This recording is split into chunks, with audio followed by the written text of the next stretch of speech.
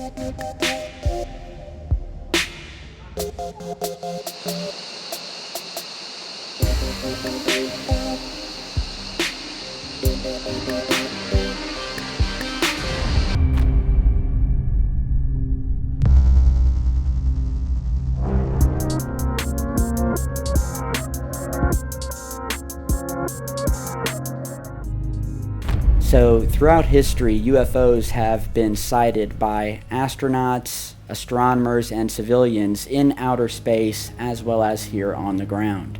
What about all the sightings that have occurred on land?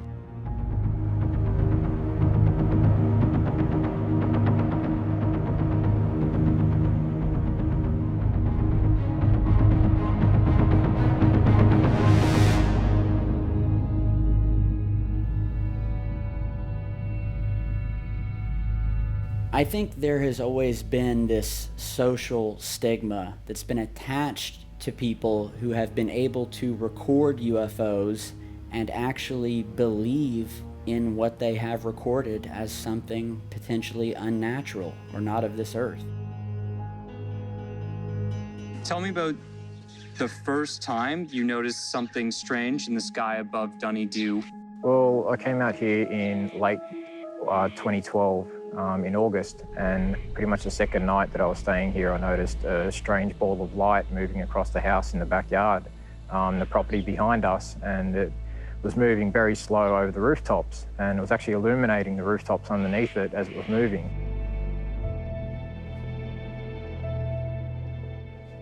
This thing is phenomenal. And it was just highly unusual, and this was around 11 p.m. in the evening. And in this town here, there's not many people are up at night. There's not many street lights. The town it prides itself on being one of the astronomy capitals of Australia because of the fact they have not much light pollution like in the city. So yeah, the second night I was here, I saw a very strange, large spherical ball, which is half the size of the house, hovering above a house, then heading north, in the direction north. It was very unusual. So, and it just continued since then, unabated, the sightings. It's been, a lot of people have seen it now. You know, up to 80 people have come up here and seen it from all around Australia, and it's just getting bigger and bigger in number, the actual eyewitnesses to what's going on. How long do you think it's going to take till people accept that these things are real? And how do you mean accept at what level of the population becomes, when it becomes a sociologically real? I don't know.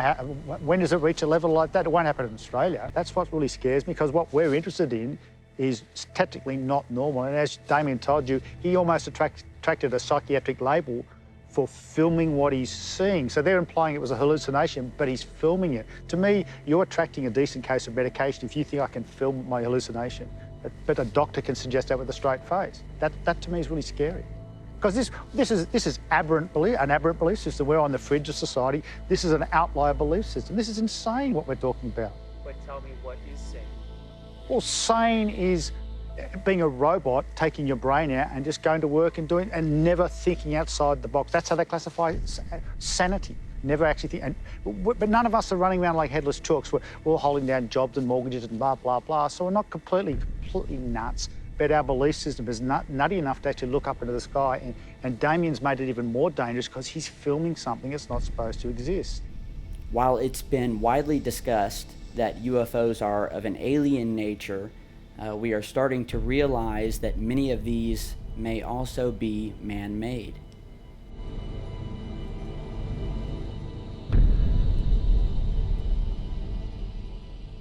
What is secret space theory, and what are your findings on the topic? When you talk about secret space theories or secret space ideas, you're really talking about two different things here, and they're both valuable, they're both important. But we're really talking about conventional secret space operations and unconventional secret space operations. So let's the conventional first. Look at it from a military point of view, and that particularly of the United States military, which looks at space as a necessary theater of operation, a necessary platform that must be dominated by them. If they're going to dominate any theaters of operation on the surface of Earth, they must control space. It's absolutely essential. All those smart bombs, smart missiles, weapon systems that are highly technological rely on satellite information being fed to them, providing them with all kinds of data, maps and telemetry information and so forth. And so you must have dominance in space if you're going to have dominance on the surface of this planet. Every military power on this globe knows this fact. I think it's important to have serious historians like Richard Dolan who can really look into the UFO phenomena and the history behind it. And we're going to look into some of that history today. The YB-49 was the first vector-shaped, jet engine-equipped aircraft to successfully fly our airspace in 1947. Called YB-49, the huge 100-ton dreadnought packs 32,000 horsepower in its 8 jet engines. At the controls during the initial flight are veteran test pilot Max Stanley, center, and crew of 2. Theirs is a big job, and like a giant boomerang, the mammoth craft picks up speed.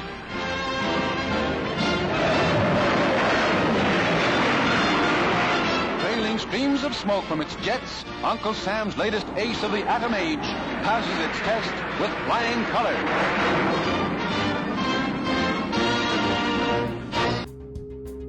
The YB-49. It was a successor to the YB-35, which used propellers to navigate the skies, and a precursor to the B-2 stealth bomber. The Convair Kingfish reconnaissance aircraft design was the ultimate result of a series of proposals designed as a replacement for the Lockheed U-2. Kingfish competed with the Lockheed A-12 for the Project Oxcart mission and lost to that design in 1959. The Lockheed HAV Blue was the code name for Lockheed's proof-of-concept demonstrator for a stealth bomber. HAV Blue was designed by Lockheed's Skunk Works division and tested at Groom Lake, Nevada. The HAV Blue was the first fixed-wing aircraft whose external shape was defined by radar engineering rather than by aerospace engineering. The aircraft's faceted shape was designed to deflect electromagnetic waves in directions other than that of the originating radar emitter, greatly reducing its radar cross-section, keeping it secret in space, a precursor design to the F-117. Over the years, as the United States' technological progress advanced, so too did their military arsenal. This arsenal has been tested in the field of battle, like the Vietnam War, and of course in the Middle East from the 80s up until recently.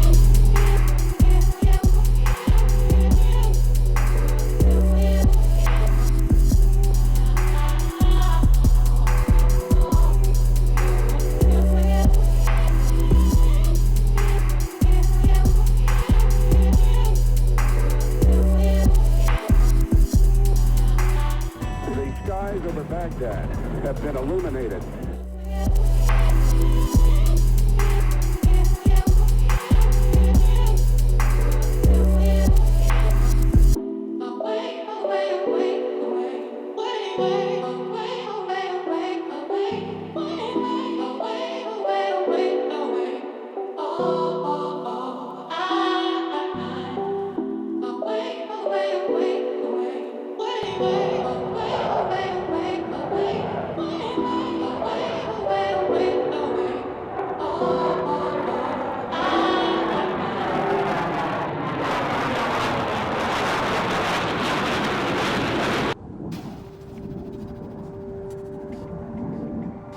Not every citizen of the public is exposed to the modernization of our military craft, but there are those who have worked inside our military who have watched firsthand the development of incredible secret aerospace technologies evolve over time. One such individual who has firsthand witnessed the feats of our own technology is a man by the name of Jim Goodall, former Air Force man, spooky airplane researcher, and friend of former director of Lockheed Skunk Works, Ben Rich. Jim is an extremely experienced individual when it comes to the hidden history of secret aircraft. He blew the lid on Area 51, and as a photographer, he's uncovered the hidden history of test aircraft before they were public knowledge. This is the shape of the F-117. It's an arrowhead. I don't know if it's being lit up or whatever. And this was given to me by a F-117 crew chief. This is the actual RAM, radar absorbing material, used on the F-117. I said, can I go to jail for that? And they said, no, the technology's changed so much. You know, this is 40 years old. It's old technology. And that's the other thing you got to take in consideration when you see programs that are being declassified or talked about. They're talking about stuff that may have flown and program came to an end, all the tooling destroyed 20 or 30 years ago, and we're just finding out about it today. I'm a historian. That's probably why I do what I do. I'm a historian. I'm an aviation historian. I'm a military historian. And I figure as an American taxpayer, you're spending my money on our defense, which is the proper thing to do. But I should have, if I ask a question of my government, I expect an honest answer. I don't expect to get a runaround. If it's not classified, or if the part I'm asking about is not classified, then damn it, I expect an answer. I don't expect a runaround. I worked on the A-12 early in the program, which is the predecessor to the SR-71.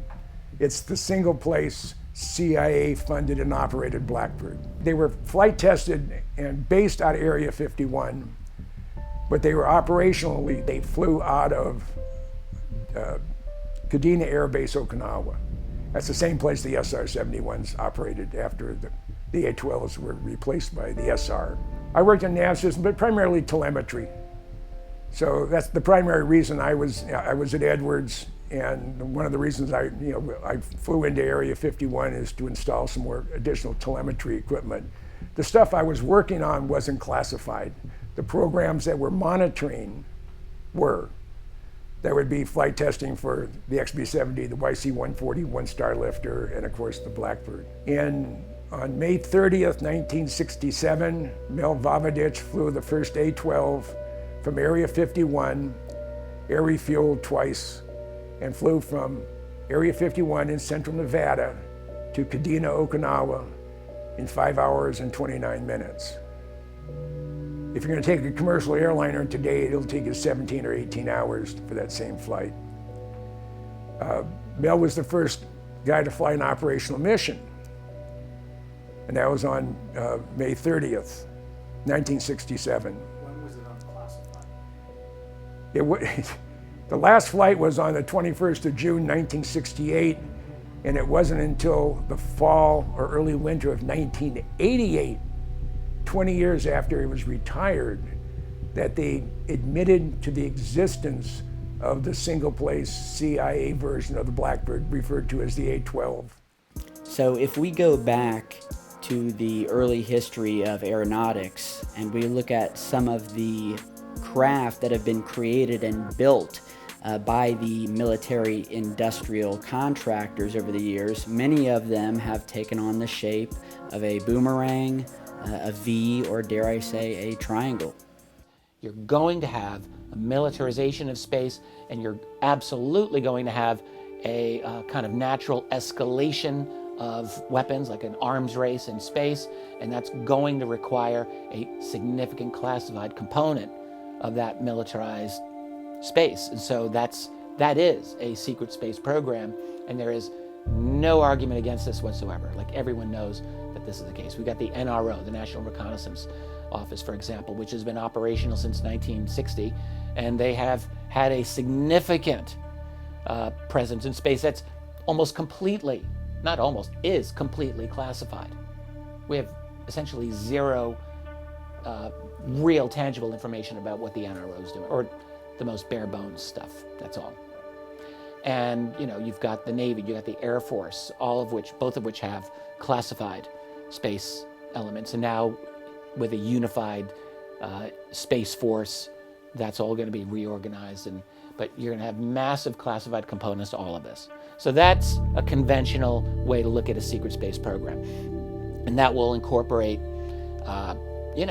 probably some very interesting technology on the satellites in terms of optics, maybe in terms of even their ability to maintain orbit for long periods of time. You've got the X-37B, which is a kind of a militarized version of a space shuttle, and all of those missions are highly classified. We know a little bit about what the X-37B is capable of, but we don't really know what the missions are. We're not really informed of that. So there's a lot of elements of a secret space program that are no great shakes, at least they're not going to transform our worldview. But then there's the other element of a secret space program that people often really want to know about, it, which involves, let us say, unconventional and unacknowledged activities and science that are not supposed to exist, and that involve what we would call UFOs. All right, so that's where it gets a little more interesting, perhaps.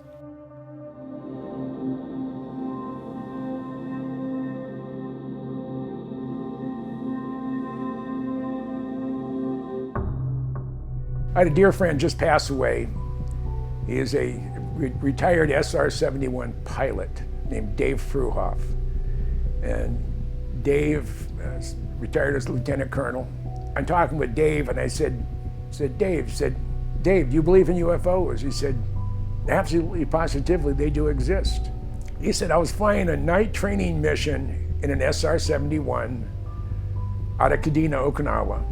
I was in the far western Pacific. We were at 78,000 feet, 77,000 feet at Mach 2.7. We're going straight. It's 11 o'clock at night. And we're sort of heading our way back towards Kadena. It was a 3/4 moon. And all of a sudden, Dave said he got a glint of something metallic 5 or 6 miles off to his right, and maybe 4,000 or 5,000 feet above him. So he contacts Kadena on secure voice. Said, "Do we have another bird up?" He said, "You'd know if we did. You were at the briefing. No, you're the only one up there." He said, "No, I'm not." So I'm gonna go take a closer look. His backseater said, "Hey, Dave, we have company." He said, "Yeah, I'm gonna go see who it is." So he advances the throttles, about a 10-degree bank, and he's climbing and he's heading towards this object. He's still getting glints off of edges. It's not circular shaped, it has sharp edges, and he's getting glints, and it's metallic, or it's shiny.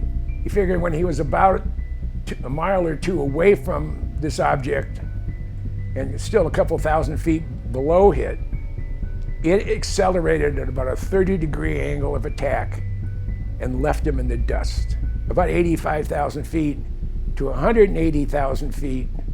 I mean, boom. I mean, it was like he was heading in the opposite direction. He figured it was going at least 8,000 to 10,000 miles an hour.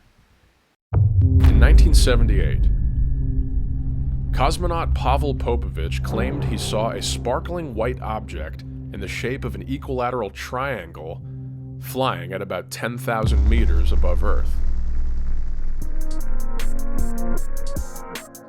I think it's amazing the way that NASA and other aeronautics industries have been able to hide this strange alien or UFO phenomenon from the general public for so many years.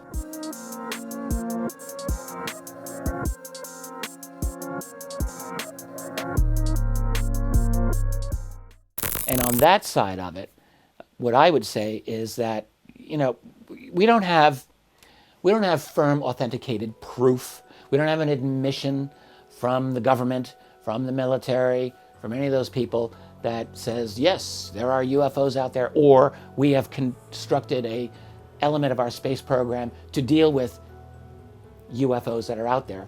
However, what we can say is that there are enough pieces of testimony and evidence and anomalies that have been recorded in Earth orbit that, or beyond, frankly, that strongly indicate to a rational observer that something really odd is going on out there that is not supposed to be happening by any standard of understanding or science that we have.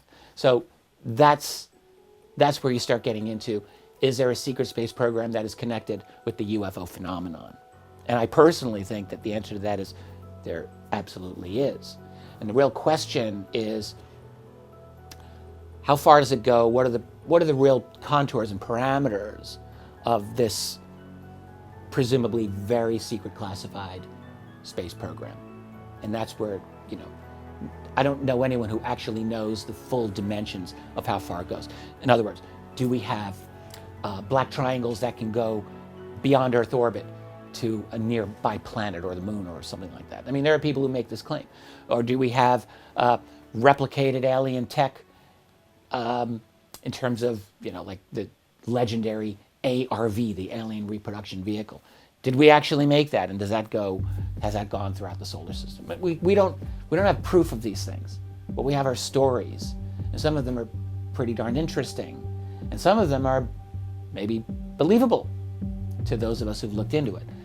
But we're in an area of what I would say making informed speculation based on genuine knowledge that we have, but we don't have the full picture. So we get some information and, at least at this point, make some inferences and maybe put together some interesting hypotheses about what's going on.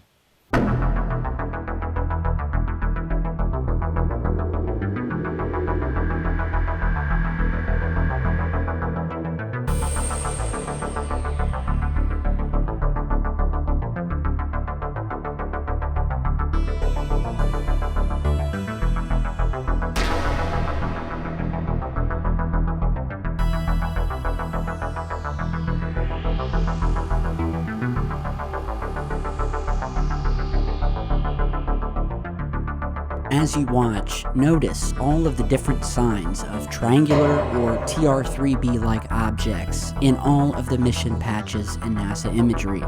NASA's meatball insignia is far from the only example of official space program symbology that blatantly engages in this kind of vector warship.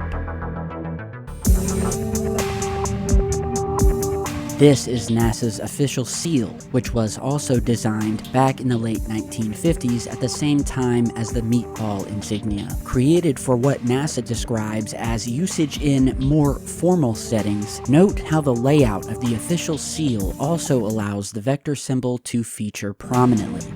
It should be considered very interesting that NASA is by no means the only space agency on Earth that adopted some variation of this vector symbology as a primary element to include in their official insignia and seal designs. These are the official insignias for Roscosmos, Russia's new federal space agency established in 1992. The overt inclusion of the vector symbology is rather obvious here.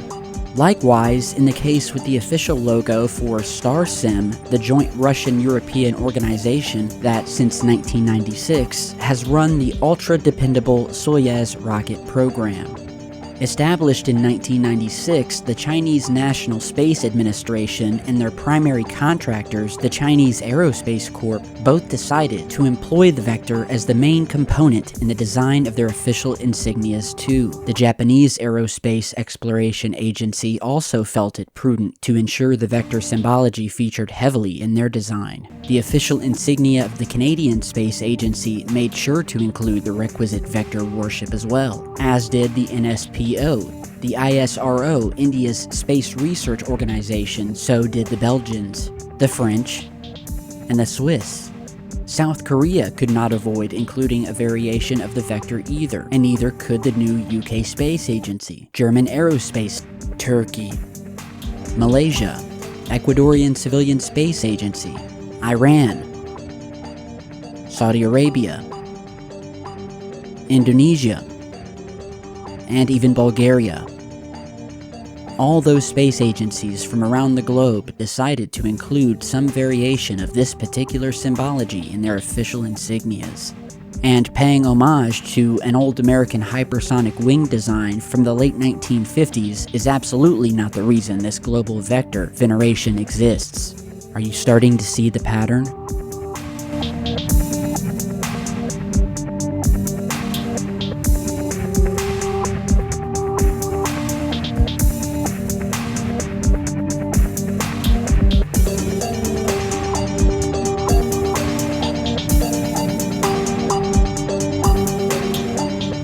Over the decades, the various manned space programs have also been compelled to find ways of incorporating the vector into the design of their official insignias, seals, logos, and patches. The official patch for Russia's old space station. This is the official insignia for NASA's famed Apollo lunar landing program.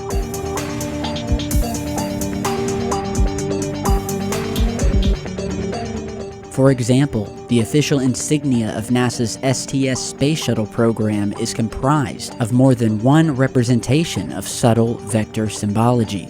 Many of the individual mission-specific patches for the STS program have also incorporated some variation of the vector into their designs. Here are just a few of the many examples.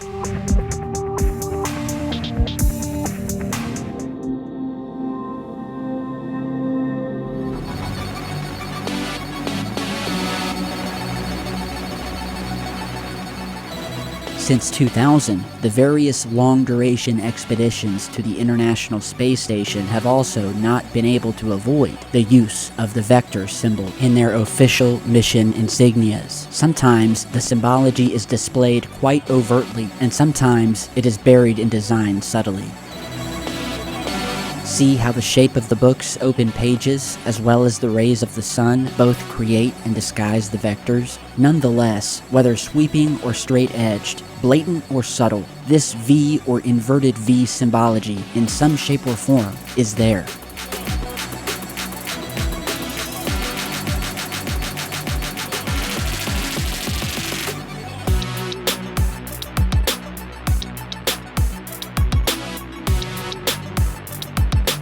Since their earliest days, NASA has ensured that the vectors served a dominant symbolic role in their manned space project insignias.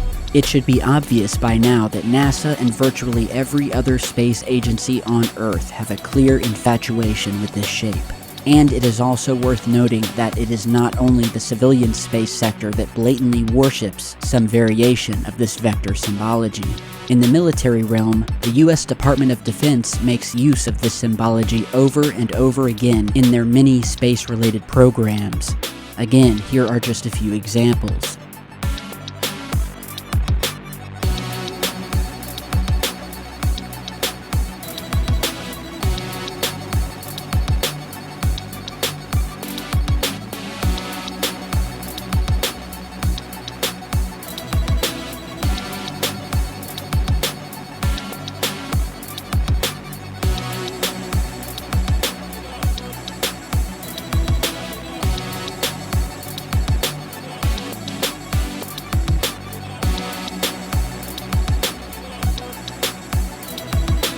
Notice the strange and mysterious vector-shaped UFO reflected in the astronaut's visor.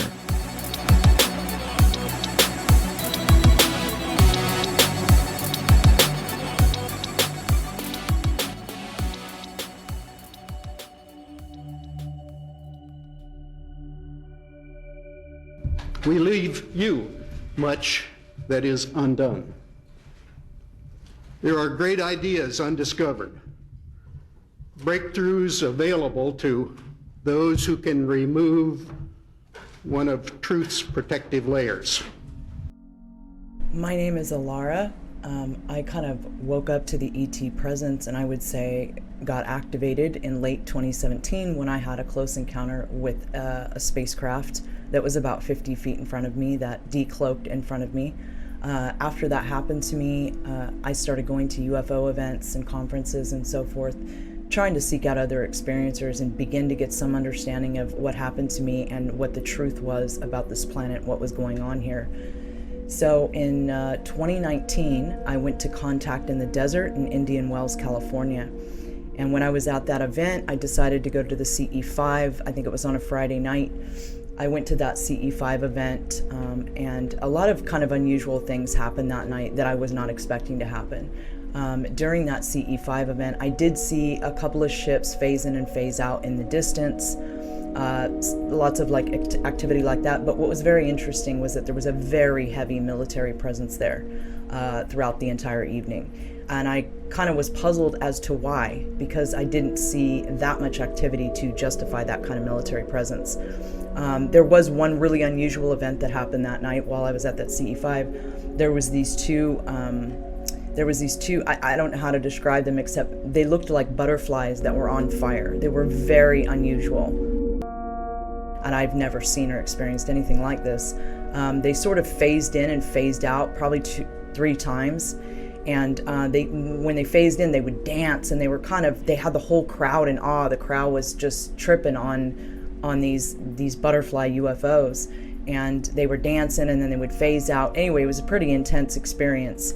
And at one point, I kind of felt a lot of different energies over that field. I sensed what I believe were cloaked ships above that field, but I didn't see anything like that.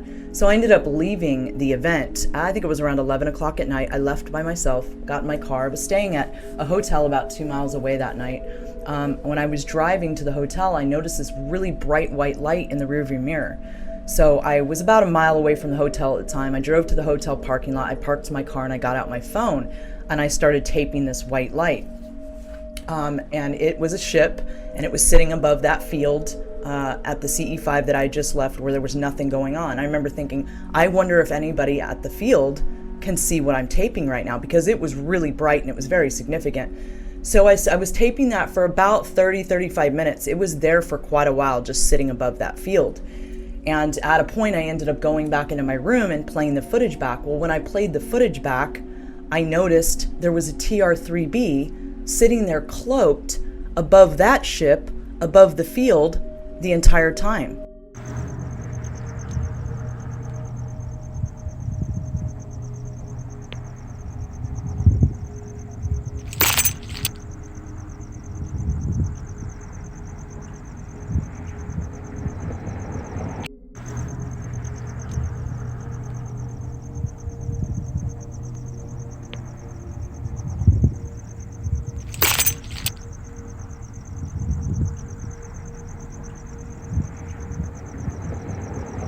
And that kind of blew my mind, actually.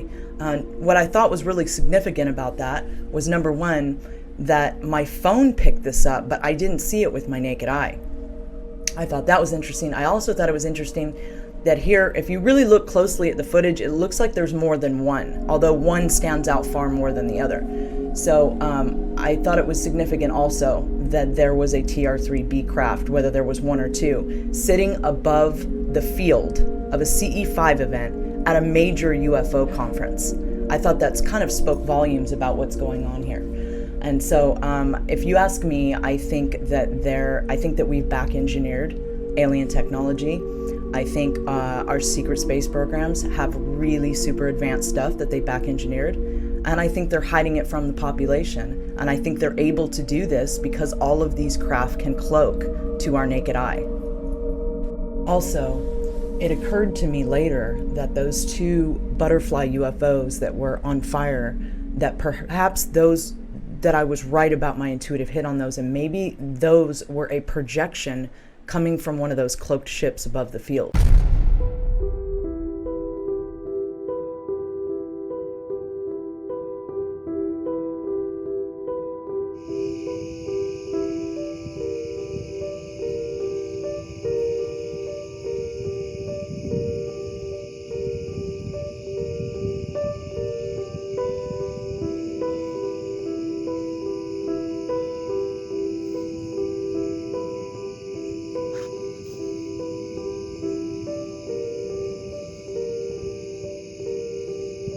Here we have a clip from a man named Eric that was filmed on September 7th, 2021, of an obvious triangular Tr3b shaped object with 3 distinct lights on each corner. He says that it was captured in northwest Pennsylvania. He said that the object looked longer than others and was very low and has a very low, deep tone that is obvious when the object was going over because of how different it was and sounded compared to other aircraft.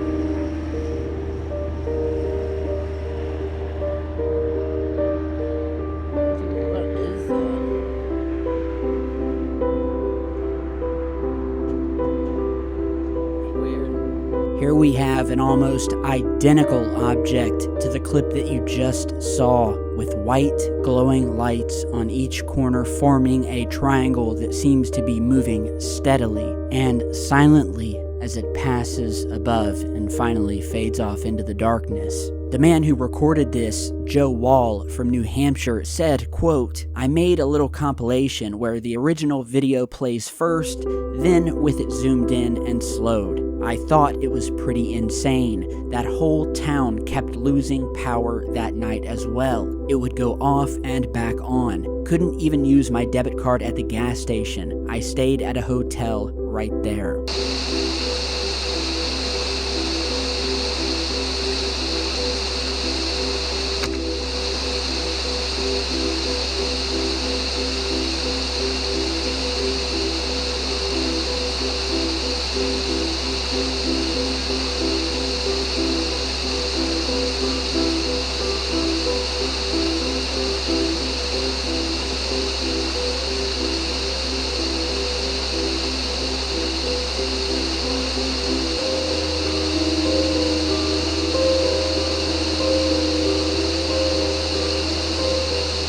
Here's a clip from a man named Mark Klein that was filmed above his home, where he was doing some sky watching and filming in infrared, recording the stars and seeing what he could capture. At first, we see a satellite as indicated in the video, and then as indicated with the arrow, we then see a distinct triangular pattern of lights, this time emitting more of a blue tinge, but nonetheless flying in a perfect triangular formation, silently passing overhead with the trees in the foreground. And some of you may be asking, well, why is it that if these are solid triangular craft, are we able to sometimes see stars through them? one of the main theories regarding some of the technology used within these vehicles is a cloaking ability that essentially puts a mirrored image around the object of everything that is surrounding it, hence giving you a view as if you are looking straight through the object.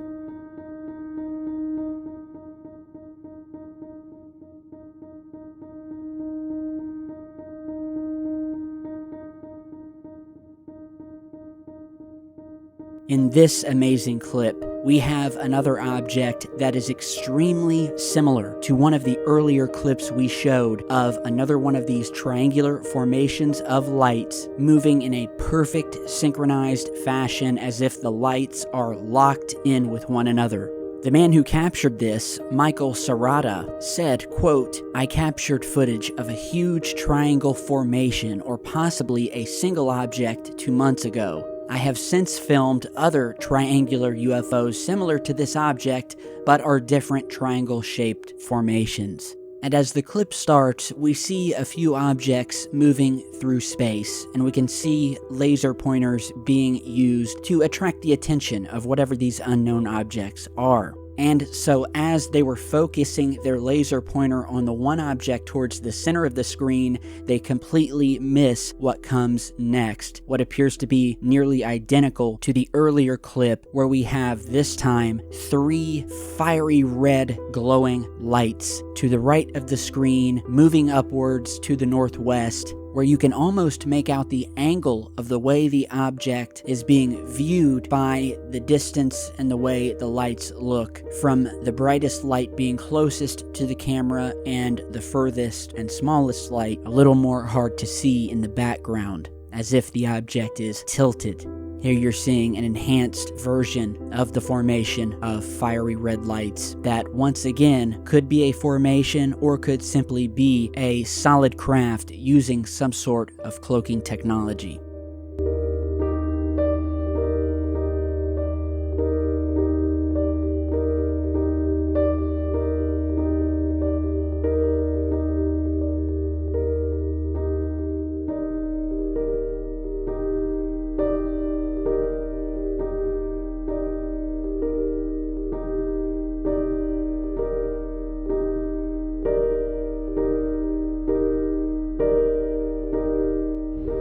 Here is a recent clip taken above Shanghai, China in June of 2021, where bystanders on the ground were shocked to see this solid, sharp-edged black triangle sitting silently in the sky, moving slowly through the clouds of Shanghai.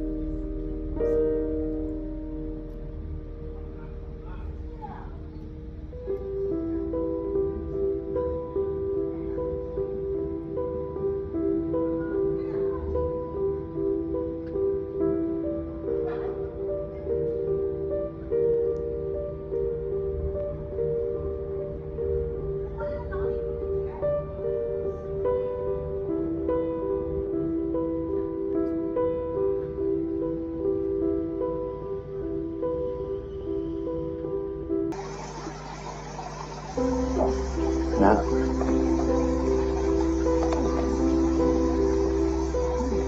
a weird looking thing. Looks like a stingray type thing.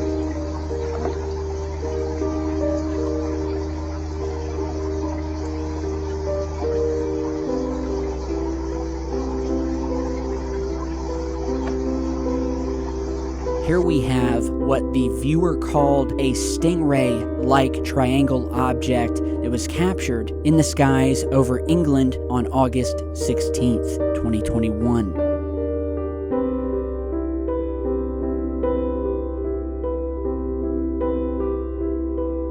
In 2004, the United States Navy applied for a patent to produce a triangular craft that looks a lot like the Tr3b, and its propulsion system could be something completely different than what the original Tr3b supposedly operated on.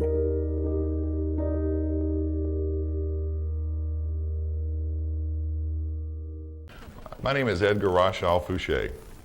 I'm here to speak about secret government technology, reverse engineering of alien artifacts, and the top secret MJ-12 committee. Before I'm through, you'll know exactly what the flying triangle is, the one that's been sighted around the world.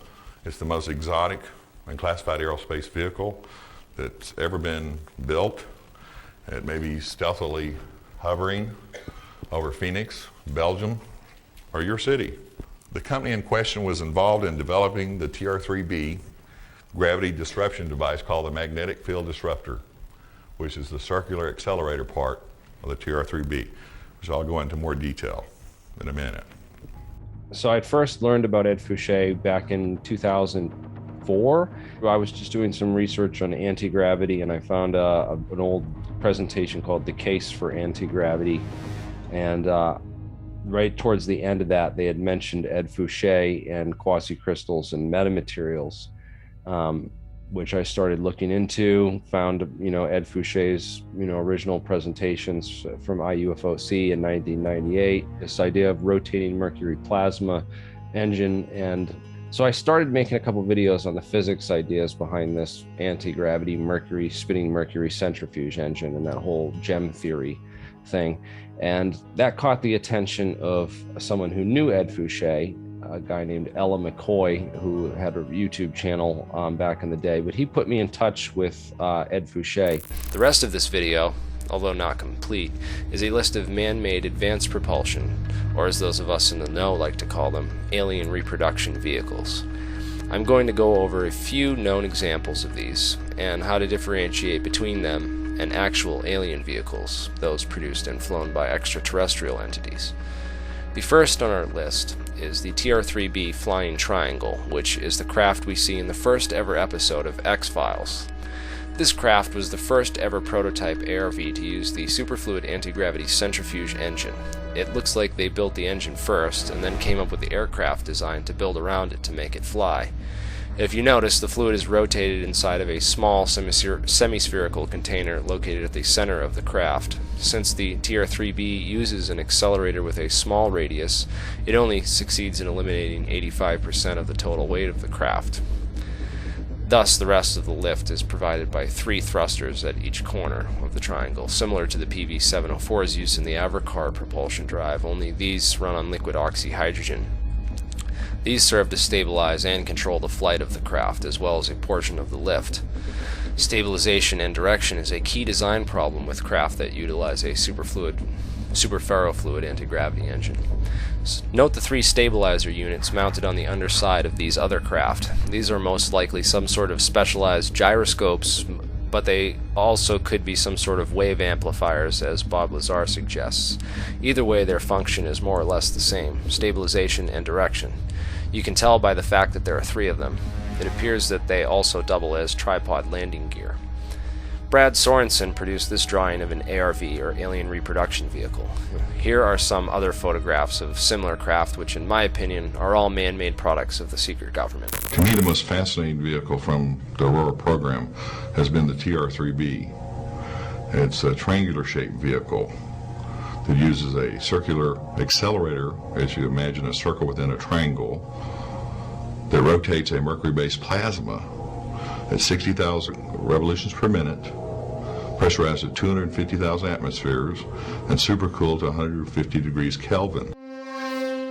I absolutely believe that all the triangular-shaped vehicles that have been spotted belong to the U.S. government. He does come from a background of, intelligence. And he did teach me a lot about, how the intelligence works in the military, and how these special access programs and how all the funding and the contracting and all that stuff really works.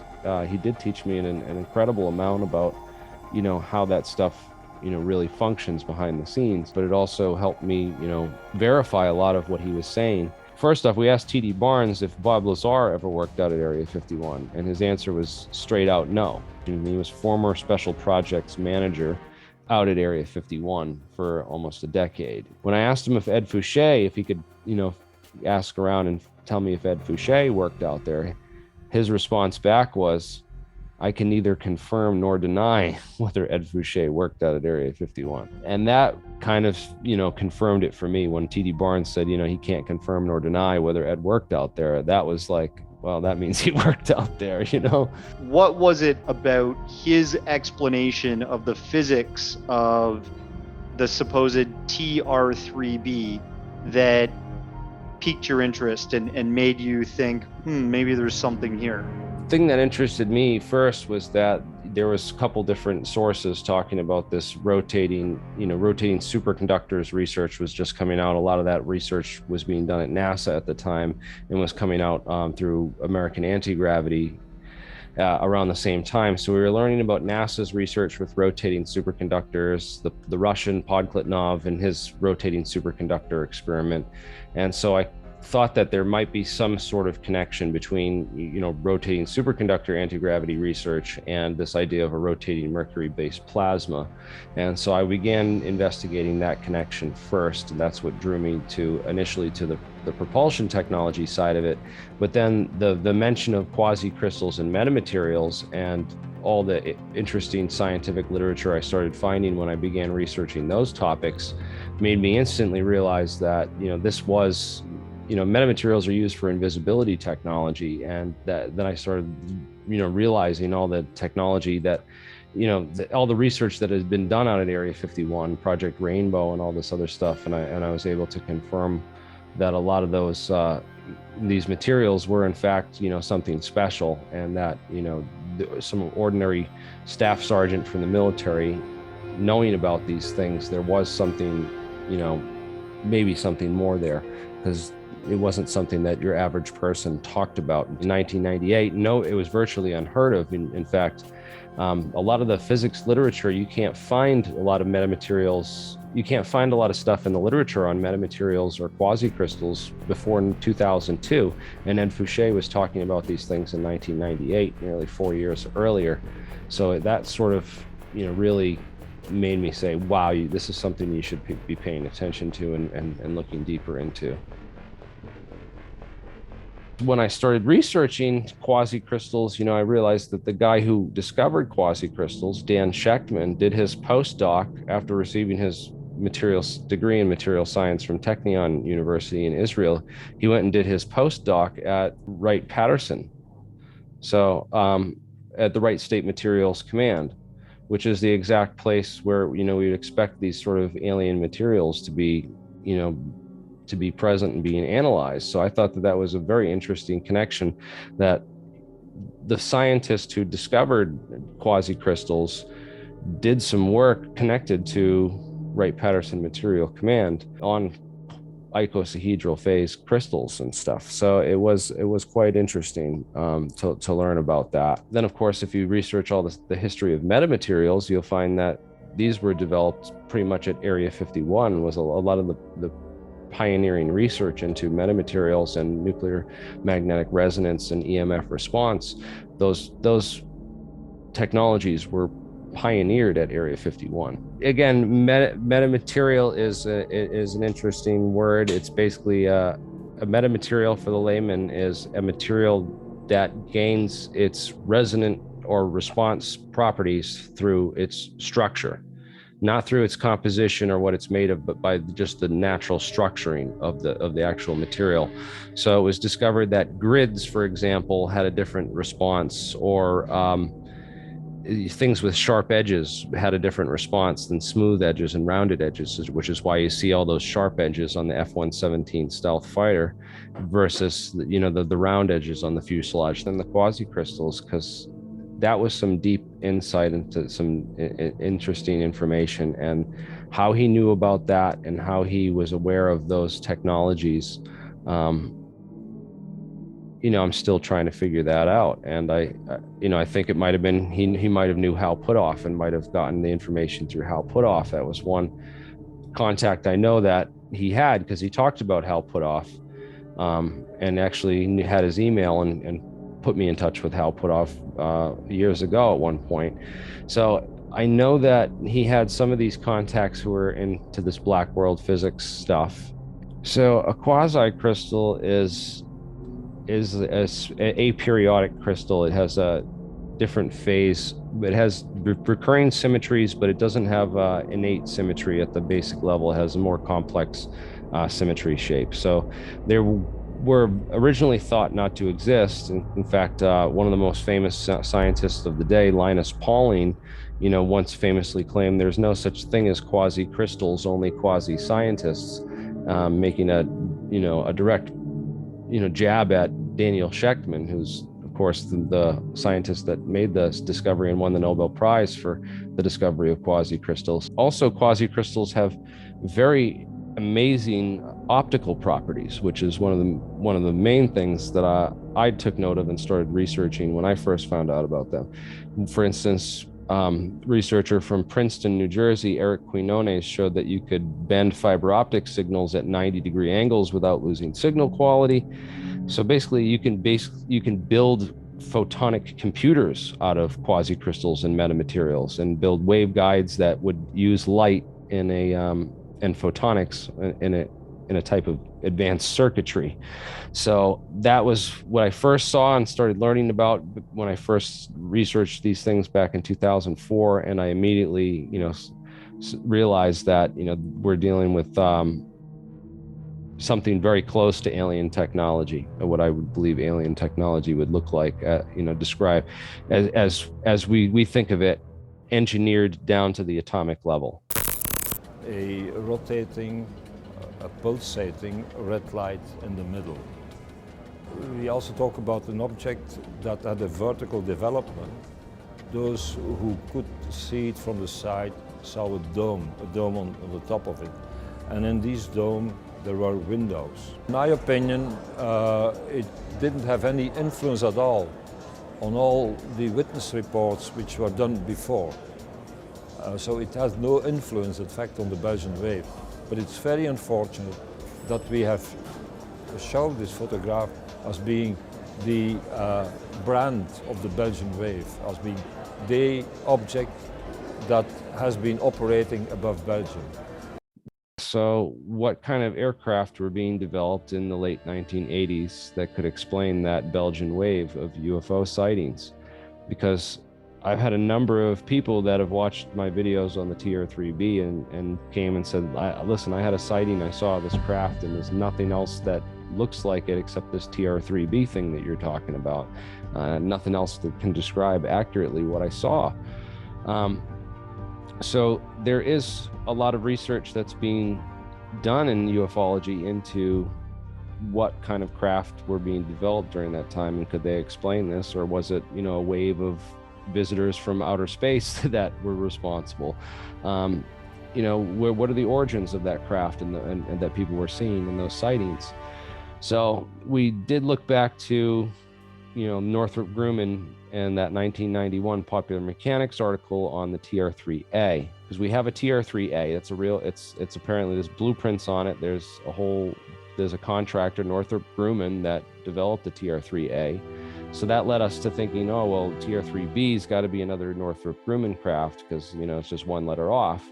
But then I talked to Ed Fouché, and he said, no, he didn't think that Northrop Grumman was the contractor, that they had used the Tr3A and changed the letter to make it, similar, so that it would throw people off as another layer here of secrecy to throw people off. So it's hard to say. We have never found, at blueprints or, a contractor or anyone come forward that said they've worked on these massive space platforms.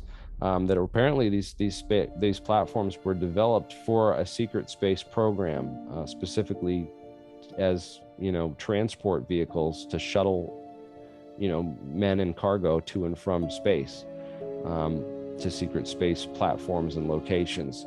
Of course, again, the evidence for this is where we're lacking. We're lacking as a definitive proof to show that, this is what's really going on. But these are some of the stories that, have come out of this. So typically aircraft lettering is, the letter stands for what its purpose is. Like F is for fighter, B is bomber, so TR, tactical reconnaissance, would follow that, nomenclature, certainly. But again, this is where Ed Fouché says that we step outside the normal zone and into the twilight zone, and things are a little different in the black world. But again, this this speculation is just speculation because we don't have a military classification. We know that, physicists were working on nuclear-powered aircraft as early as the 1960s. In fact, Stanton Friedman apparently worked on some of these, nuclear-powered aircraft as well. Famous UFO researcher Stanton Friedman, which I thought was interesting. And I sent you that info on that other nuclear-powered aircraft that they were thinking about and conceptualizing back in the 70s. But of course, treaties outlawed the use of nuclear weapons in space and on airplanes. So, if research continued with nuclear-powered aircraft, it would have had to be done in the complete black world, where it would never, see the light of day, because that, of course, would violate international treaties.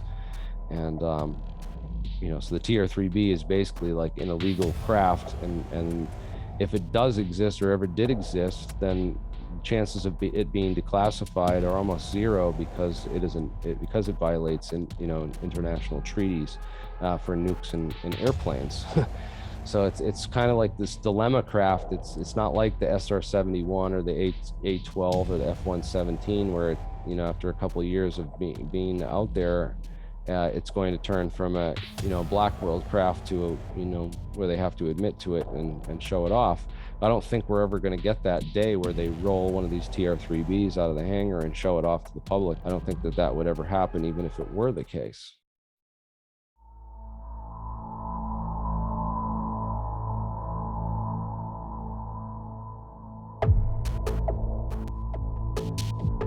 The person who founded and created the Lockheed Skunk Works was Kelly Johnson. His right-hand man was Ben R. Rich. Ben was an aeronautical engineer. He was a thermodynamist. I think he was originally from England. I think I met him at a conference and talked to him and asked him, could I call you? And he was very obliging. And we just started up a conversation, and it grew to the point over 25 years that we spoke approximately once a quarter. If I didn't call him, he called me. According to Ben Rich, we have the ability today to take ET home, which means we have the hardware. We're flying the stuff. It's very possible some of the UFOs that are seen are man-made. Now, John Andrews, in June of '86, John Andrews was with Tester Corporation. They make model airplanes and cars and stuff. And he was a pen pal with Ben. Ben adored John Andrews, and he adored me, because we had a passion for what he had a passion for. And John wrote a letter to Ben Rich, and he said, Ben, I have to ask you a question. Do you believe in UFOs? Now, there are two categories, both man-made and extraterrestrial. And Ben came back on his own letterhead as president of the Lockheed Skunk Works. He said, both Kelly and I are firm believers in both categories. We refer to ours as unfunded opportunities, and he underlines the U, the F, and the O. He said, but beware, there are people who will lead you astray and possibly do you harm. Ben told us that we refer to ours as unfunded opportunities. If you didn't fund it, if you didn't have to pay for it, if it was given to you or it crashed and you recovered it, that's an unfunded opportunity. And in 1996, it was a graduate student gathering or convention of aeronautical engineers from UCLA. And their keynote speaker was Ben Rich. And Ben had been retired as president of the Skunk Works. And he's up there talking about what he did for the 40 years he worked with Kelly Johnson. And one of the last things he said, and you can search it on Google or Bing or whatever, it's there. Ben Rich told this audience in 1996, we have the ability to take ET home, but the government won't declassify the information. When Ben Rich was referring to the fact that we had the ability to take ET home, that means we can travel across the universe. I believe he said it because we have recovered crashed UFOs. We have been given UFOs, and we have found abandoned UFOs. Now, one question has been raised repeatedly when you talk about issues about disclosure, right? UFO disclosure. And there's a very significant argument that the admission of something else out there can easily be used, let's say, by the military to justify, further ballooning of the already massive military budget. And you hear this a lot, and some people will talk about this in a totally pejorative way. They'll say, well, they're creating an alien threat where there isn't one, just to scare the public and justify all of this extra money being spent to either take your rights away or to just spend a lot of money on military. There's another way to look at it, which is that they might play it that way because there is a genuine threat.